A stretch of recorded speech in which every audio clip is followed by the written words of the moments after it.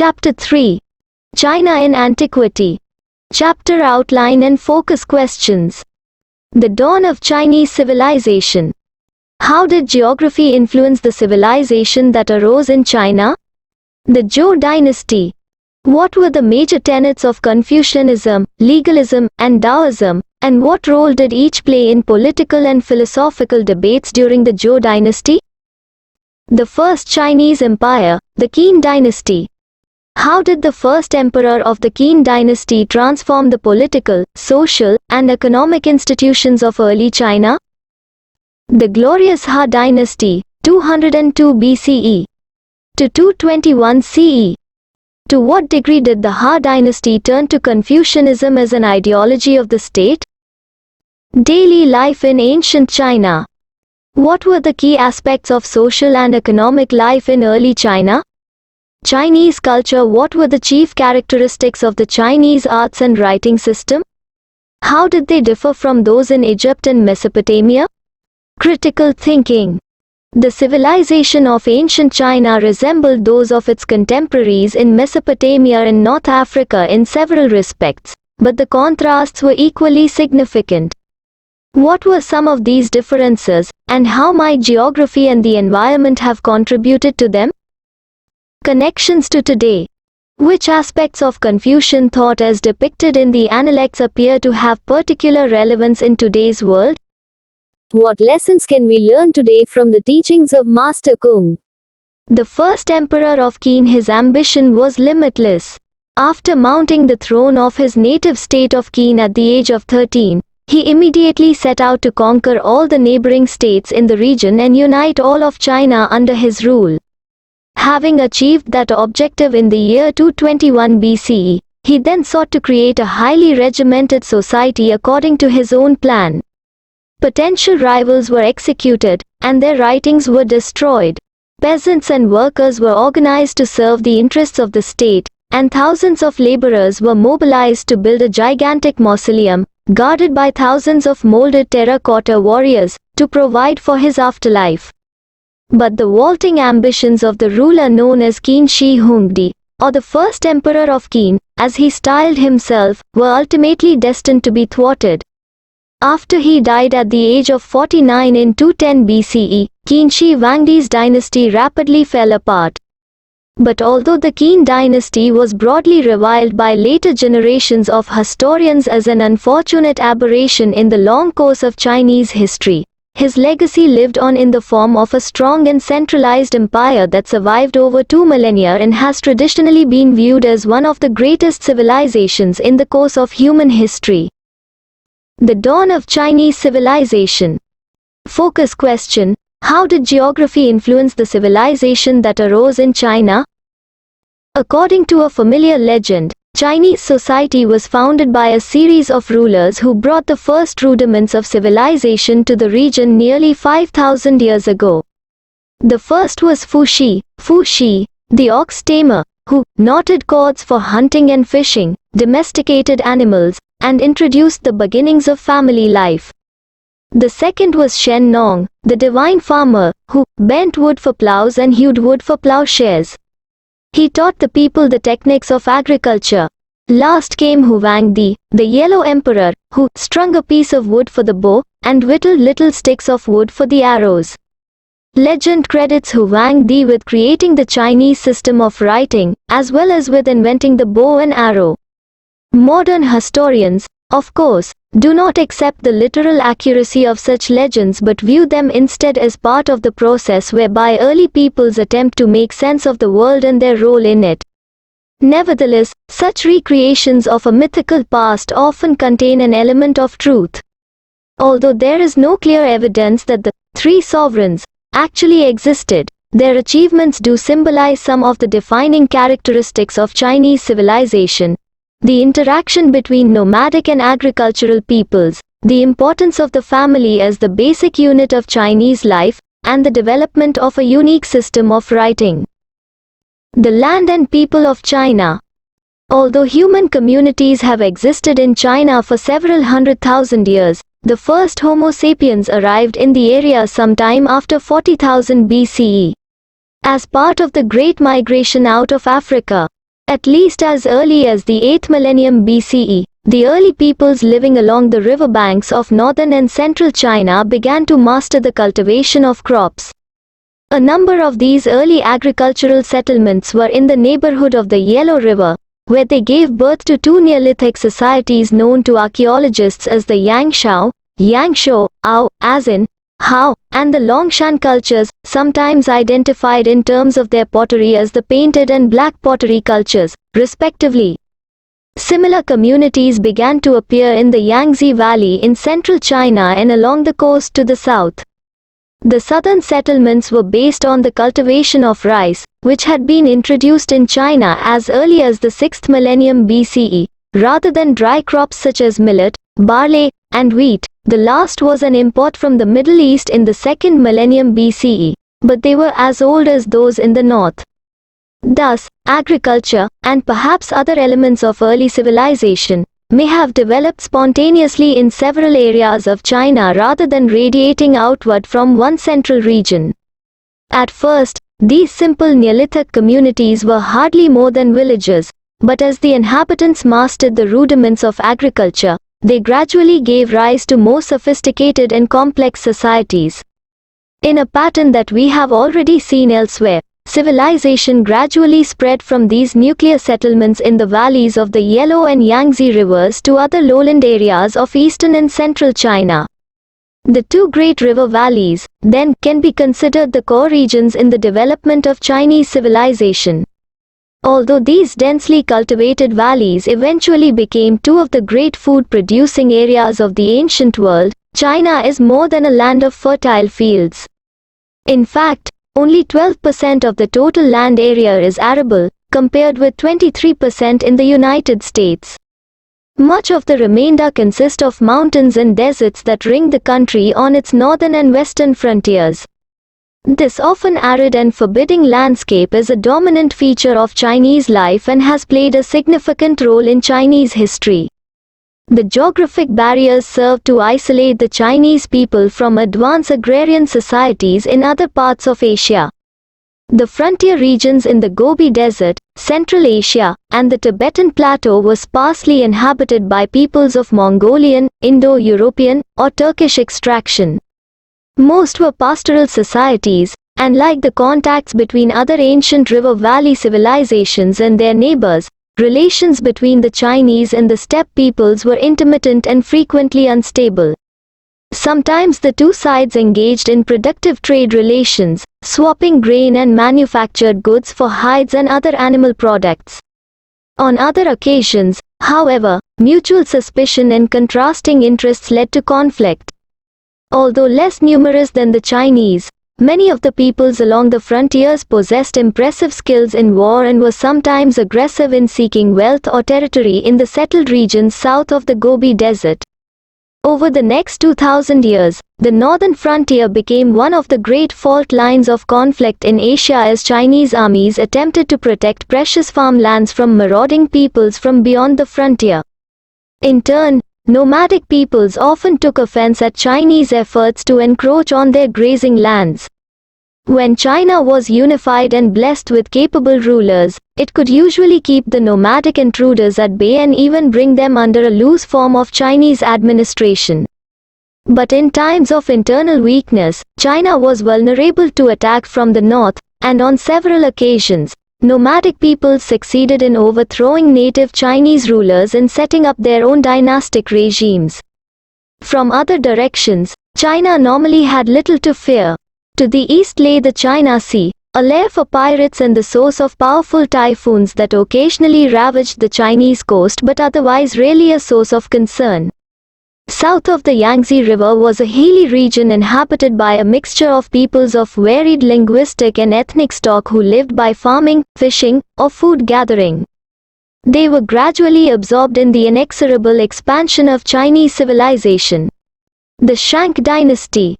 Historians of China have traditionally dated the beginning of Chinese civilization to the founding of the Xia dynasty more than 4,000 years ago.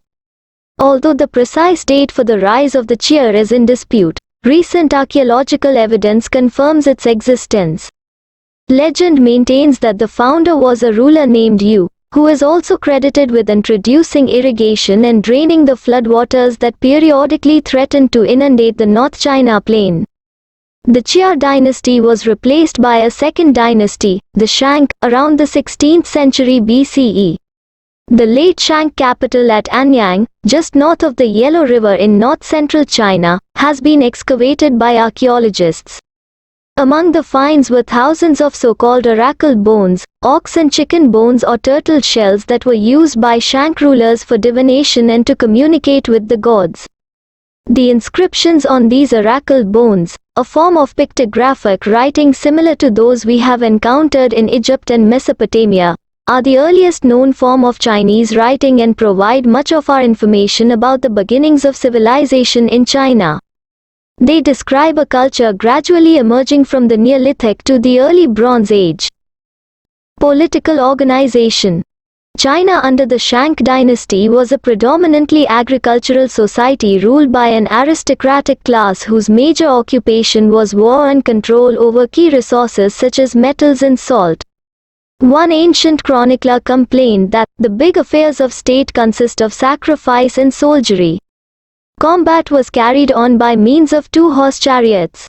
The appearance of chariots in China in the mid-2nd millennium BCE coincides roughly with similar developments elsewhere, leading some historians to suggest that the Shang ruling class may originally have invaded China from elsewhere in Asia. But items found in Shang burial mounds are similar to Longshan pottery, implying that the Shang ruling elites were linear descendants of the indigenous Neolithic peoples in the area. If that was the case, the Shang may have acquired their knowledge of horse-drawn chariots through contact with the peoples of neighboring regions. Some recent support for that assumption has come from evidence unearthed in the sandy wastes of Xinjiang, China's far northwestern province. Their archaeologists have discovered corpses dating back as early as the 2nd millennium BCE, with physical characteristics resembling those of Europeans. They are also clothed in textiles similar to those worn at the time in Central Asia and Eastern Europe, suggesting that they may have been members of a migration by Indo-European peoples from areas much farther to the west. If that is the case, they were probably familiar with advances in chariot making that occurred a few hundred years earlier in southern Russia and Kazakhstan.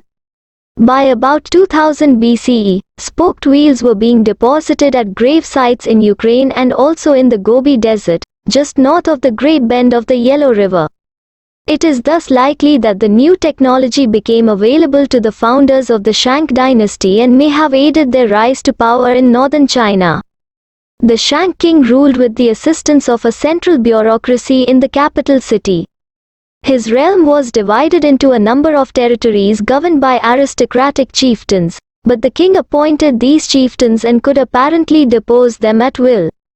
He was also responsible for the defense of the realm and controlled large armies that often fought on the fringes of the kingdom. The transcendent importance of the ruler was graphically displayed in the ritual sacrifices undertaken at his death, when hundreds of his retainers were buried with him in the royal tomb. As the inscriptions on the oracle bones make clear, the Shang ruling elite believed in the existence of supernatural forces and thought that they could communicate with those forces to obtain divine intervention on matters of this world.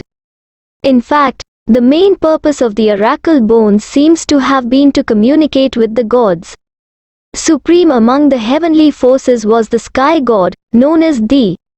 Evidence from the oracle bones also suggests that the king was already being viewed as an intermediary between heaven and earth.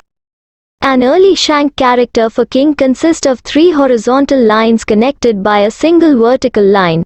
The middle horizontal line represents the king's place between human society and the divine forces in nature. The early Chinese also had a clear sense of life in the hereafter. Though some of the human sacrifices discovered in the royal tombs were presumably intended to propitiate the gods, others were meant to accompany the king or members of his family on the journey to the next world. See the comparative illustration, the afterlife and prized possessions, above. From this conviction would come the concept of veneration of ancestors, mistakenly known in the West as ancestor worship, and the practice, which continues to the present day in many Chinese communities, of burning replicas of physical objects to accompany the departed on their journey to the next world. Social structures. In the Neolithic period, the farming village was apparently the basic social unit of China, at least in the core region of the Yellow River Valley. Villages were organized by clans rather than by nuclear family units, and all residents probably took the common clan name of the entire village. In some cases, a village may have included more than one clan. At Banpo, an archaeological site near the modern city of Xi'an that dates back at least 7,000 years, the houses in the village are separated by a ditch, which some scholars think may have served as a divider between two clans. The individual dwellings at Banpo housed nuclear families, but a larger building in the village was apparently used as a clan meeting hall. The clan-based origins of Chinese society may help explain the continued importance of the joint family in traditional China, as well as the relatively small number of family names in Chinese society. Even today there are only about 400 commonly used family names in a society of more than 1 billion people, and a colloquial expression for the common people in China today is the old 100 names. By Shang times, the classes were becoming increasingly differentiated. It is likely that some poorer peasants did not own their farms but were obliged to work the land of the chieftain and other elite families in the village. The aristocrats not only made war and served as officials, indeed, the first Chinese character for official originally meant warrior, but they were also the primary landowners. In addition to the aristocratic elite and the peasants, there were a small number of merchants and artisans, as well as slaves, probably consisting primarily of criminals or prisoners taken in battle. The Shang are perhaps best known for their mastery of the art of casting bronze. Utensils, weapons, and ritual objects made of bronze have been found in royal tombs in urban centers throughout the area known to be under Shang influence. It is also clear that the Shang had achieved a fairly sophisticated writing system that would eventually spread throughout East Asia and evolve into the written language that is still used in China today. The Shang dynasty, China's mother culture. Until recently, the prevailing wisdom among historians, both Chinese and non-Chinese, was that the Yellow River Valley was the ancient heartland of Chinese civilization and that technological and cultural achievements gradually radiated from there to other areas in East Asia.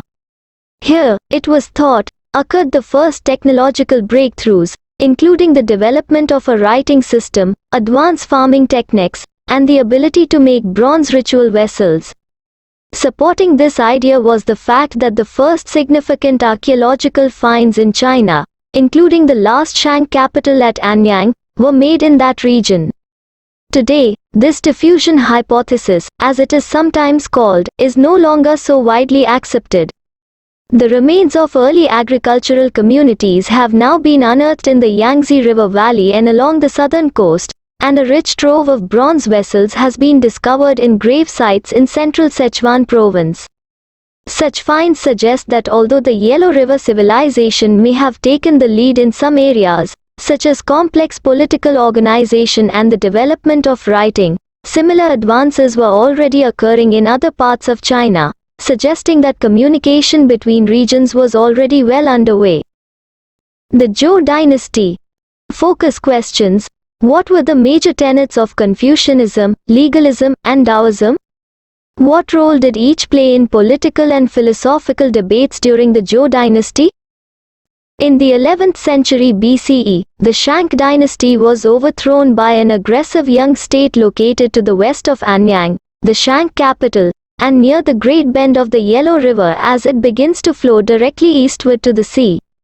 The new dynasty, which called itself the Zhou, survived for about 800 years, making it the longest-lived dynasty in the history of China.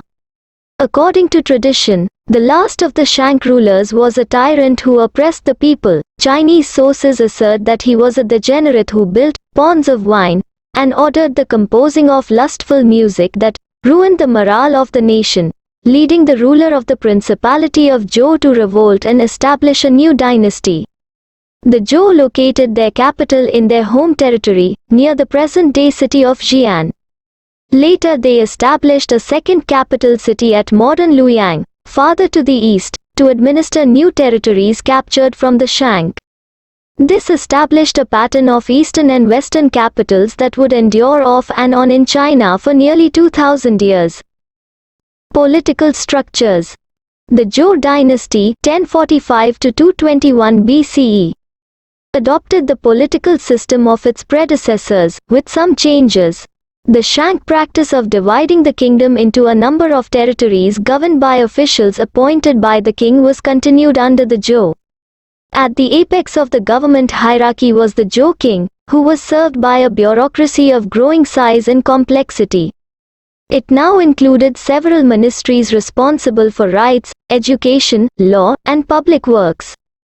Beyond the capital, the Zhou kingdom was divided into a number of principalities, governed by members of the hereditary aristocracy, who were appointed by the king and were at least theoretically subordinated to his authority. The mandate of heaven. But the Zhou kings also introduced some innovations. According to the Rites of Zhou, one of the oldest surviving documents on statecraft, the Zhou dynasty ruled China because it possessed the mandate of heaven. According to this concept, heaven, now viewed as an impersonal law of nature rather than as an anthropomorphic deity, maintained order in the universe through the Zhou king, who thus ruled as a representative of heaven but not as a divine being. The king, who was selected to rule because of his talent and virtue, was then responsible for governing the people with compassion and efficiency. See the box, the mandate of heaven, above. It was his duty to appease the gods in order to protect the people from natural calamities or bad harvests. But if the king failed to rule effectively, he could, theoretically at least, be overthrown and replaced by a new ruler. As noted earlier, this idea was used to justify the Zhou conquest of the Shang. Eventually, the concept of the heavenly mandate would become a cardinal principle of Chinese statecraft. Each founder of a new dynasty would routinely assert that he had earned the mandate of heaven, and who could disprove it except by overthrowing the king? As a pragmatic Chinese proverb put it, he who wins is the king, he who loses is the rebel. In asserting that the ruler had a direct connection with the divine forces presiding over the universe, Chinese tradition reflected a belief that was prevalent in all ancient civilizations. But whereas in some societies, notably in Mesopotamia and Greece, the gods were seen as capricious and not subject to human understanding, in China, heaven was viewed as an essentially benevolent force devoted to universal harmony and order that could be influenced by positive human action.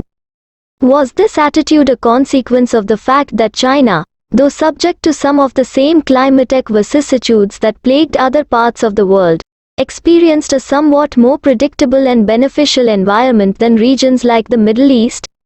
Later Chinese would regard the period of the early Zhou dynasty, as portrayed in the Rites of Zhou, which, of course, is no more an unbiased source than any modern government document, as a golden age when there was harmony in the world and all was right under heaven. Whether the system functioned in such an ideal manner, of course, is open to question. In any case, the golden age did not last, whether because it never existed in practice or because of the increasing complexity of Chinese civilization. Perhaps, too, its disappearance was a consequence of the intellectual and moral weakness of the rulers of the Zhou royal house. By the 6th century BCE, the Zhou dynasty began to decline. As the power of the central government disintegrated, bitter internal rivalries arose among the various principalities, where the governing officials had succeeded in making their positions hereditary at the expense of the king. As the power of these officials grew, they began to regulate the local economy and seek reliable sources of revenue for their expanding armies, such as a uniform tax system and government monopolies on key commodities such as salt and iron. A century later, the Zhou rulers had lost all pretense of authority, and China was divided into a cauldron of squabbling states, an era known to Chinese historians as the period of the warring states, See, the First Chinese Empire, the Qin dynasty, later in this chapter. Economy and society. During the Zhou dynasty, the essential characteristics of Chinese economic and social institutions began to take shape. The Zhou continued the pattern of land ownership that had existed under the Shang. The peasants worked on lands owned by their lord but also had land that they cultivated for their own use. The practice was called the well-field system because the Chinese character for well calls to mind the division of land into 9 separate segments. Each peasant family tilled an outer plot for its own use and joined with other families to work the inner one for the hereditary lord. How widely this system was used is unclear, but it represented an ideal described by Confucian scholars of a later day. As the following passage from the Book of Songs indicates, the life of the average farmer was a difficult one. The big rat is probably the government or a lord who has imposed high taxes on the peasants. Big rat, do not eat my millet. 3 years I have served you, but you will not care for me. I am going to leave you and go to that happy land, where I will find my place. Trade and manufacturing were carried out by merchants and artisans, who lived in walled towns under the direct control of the local lord. Merchants did not operate independently but were considered the property of the local lord and on occasion could even be bought and sold like chattels. A class of slaves performed a variety of menial tasks and perhaps worked on local irrigation projects. Most of them were probably prisoners of war captured during conflicts with the neighboring principalities. Scholars do not know how extensive slavery was in ancient times, but slaves probably did not constitute a large portion of the total population. The period of the later Zhou, from the 6th to the 3rd century BCE, was an era of significant economic growth and technological innovation, especially in agriculture. During that time, large-scale water control projects were undertaken to regulate the flow of rivers and distribute water evenly to the fields, as well as to construct canals to facilitate the transport of goods from one region to another. Perhaps the most impressive technological achievement of the period was the construction of a massive water control project on the Min River, a tributary of the Yangtze. This system of canals and spillways, put into operation by the state of Qin a few years prior to the end of the Zhou dynasty, diverted excess water from the river into the local irrigation network and watered an area populated by as many as 5 million people. The system is still in use today, more than 2,000 years later. Food production was also stimulated by a number of advances in farm technology. By the mid-6th century BCE, the introduction of iron had led to the development of iron plowshares, which permitted deep plowing for the first time. Other innovations dating from the later Zhou were the use of natural fertilizer, the collar harness, and the technique of leaving land fallow to preserve or replenish nutrients in the soil. By the late Zhou dynasty, the cultivation of wet rice had become one of the prime sources of food in China. Although rice was difficult and time-consuming to produce, it replaced other grain crops in areas with a warm climate because of its good taste, relative ease of preparation, and high nutritional value. The advances in agriculture, which enabled the population of China to rise as high as 20 million people during the late Zhou era, were also undoubtedly a major factor in the growth of commerce and manufacturing. During the late Zhou, economic wealth began to replace noble birth as the prime source of power and influence. Tools made of iron became more common, and trade developed in a variety of useful commodities, including cloth, salt, and manufactured goods. One of the most important items of trade in ancient China was silk. There is evidence of silkworms being raised as early as the Neolithic period. Remains of silk material have been found on Shang bronzes, and a large number of fragments have been recovered in tombs dating from the mid-Zhou era. Silk cloth was used not only for clothing and quilts but also to wrap the bodies of the dead prior to burial. Fragments have been found throughout Central Asia and as far away as Greece, suggesting that the famous Silk Road stretching from central China westward to the Middle East and the Mediterranean Sea was in operation as early as the 5th century BCE. Initially, however, jade was probably a more important item of trade carried along the Silk Road.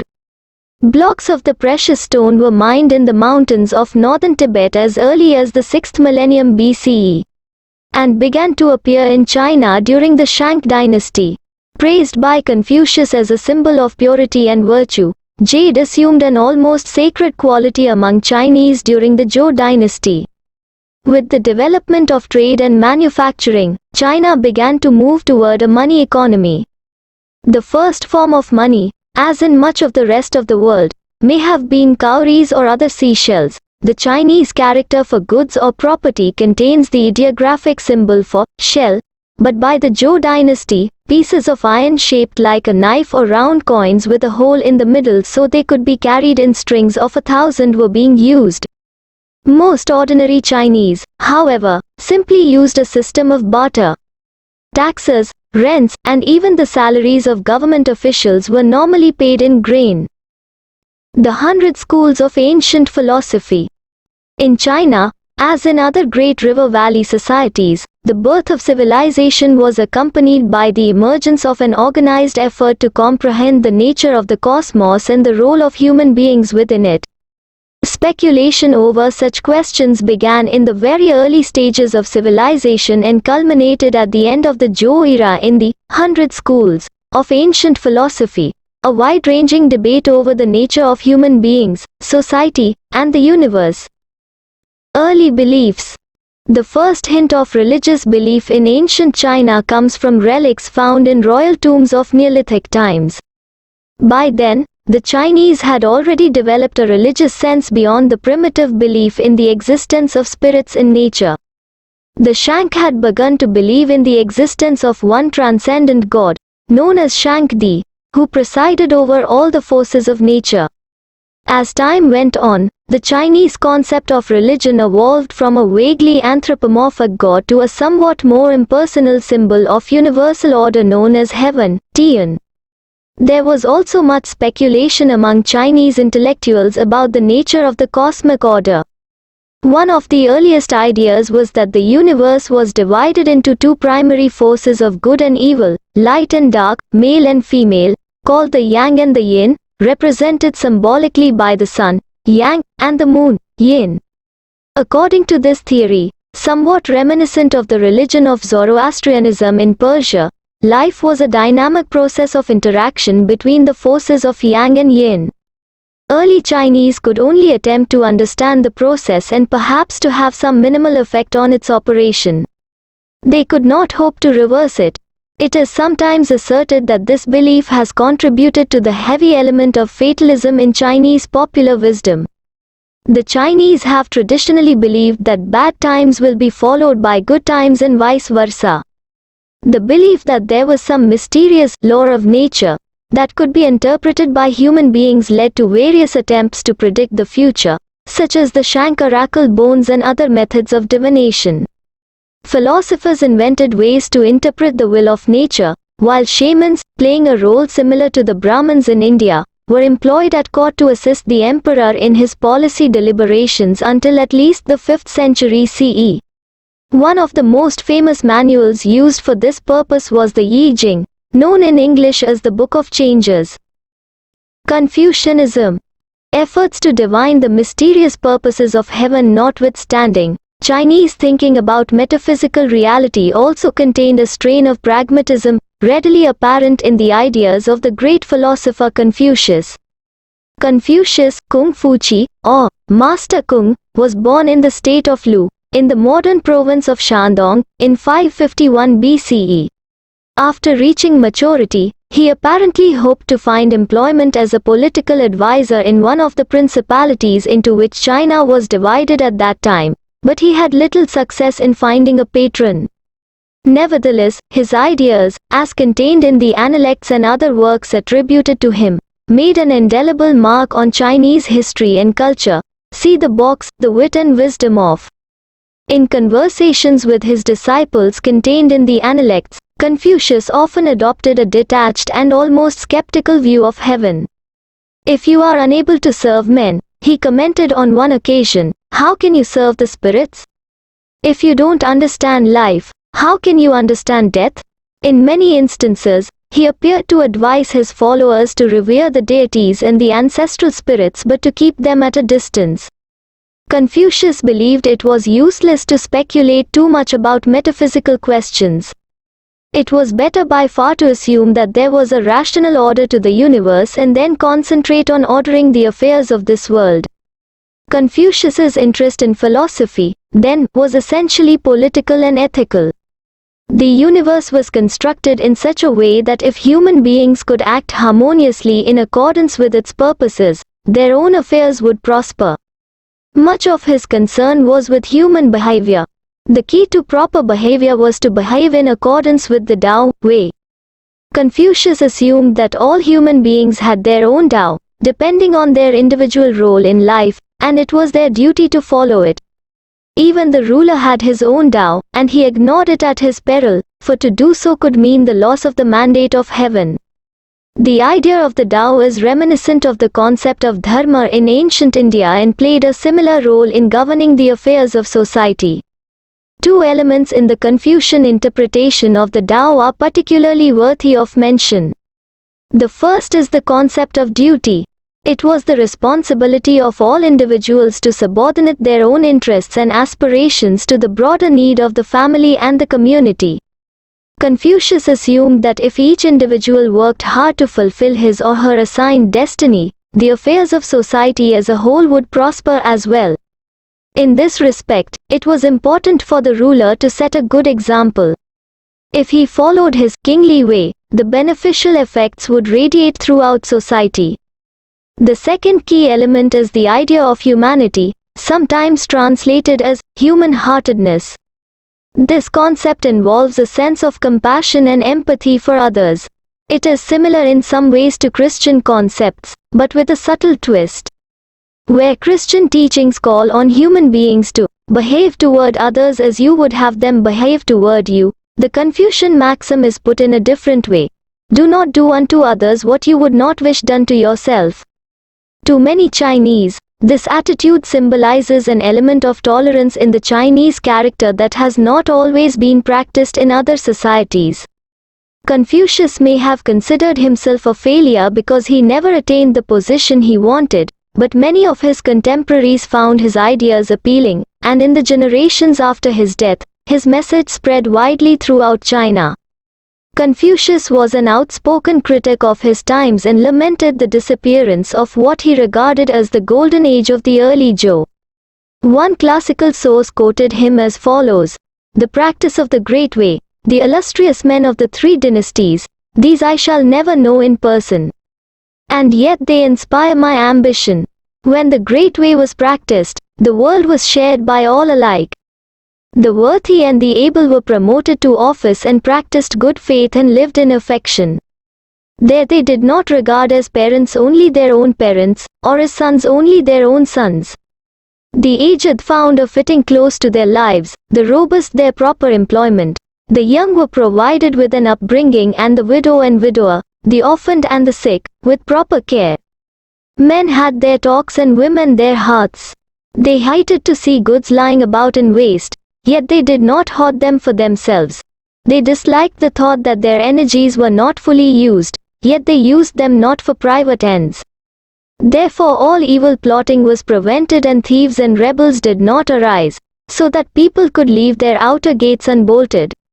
This was the age of grand unity. Yet Confucius was not just another disgruntled Chinese conservative mourning the passing of the good old days. Rather, he was a revolutionary thinker, many of whose key ideas looked forward rather than backward. Perhaps his most striking political idea was that the government should be open to all men of superior quality, not limited to those of noble birth. As one of his disciples reports in the Analects, the master said, "By their nature, men are quite similar. In practice, they become far apart." Confucius undoubtedly had himself in mind as one of those superior men, but the rapacity of the hereditary lords must have added strength to his convictions. The concept of rule by merit was, of course, not an unfamiliar idea in the China of his day. The rights of Zhou had clearly stated that the king deserved to rule because of his talent and virtue, not as the result of noble birth. In practice, however, aristocratic privilege must often have opened the doors to political influence, and many of Confucius's contemporaries must have regarded his appeal for government by talent as both exciting and dangerous. Confucius did not explicitly question the right of the hereditary aristocracy to play a leading role in the political process, nor did his ideas have much effect in his lifetime. Still, they introduced a new concept that was later implemented in the form of a bureaucracy selected through a civil service examination. Confucius's ideas, passed on to later generations through the analects as well as through writings attributed to him, had a strong impact on Chinese political thinkers of the late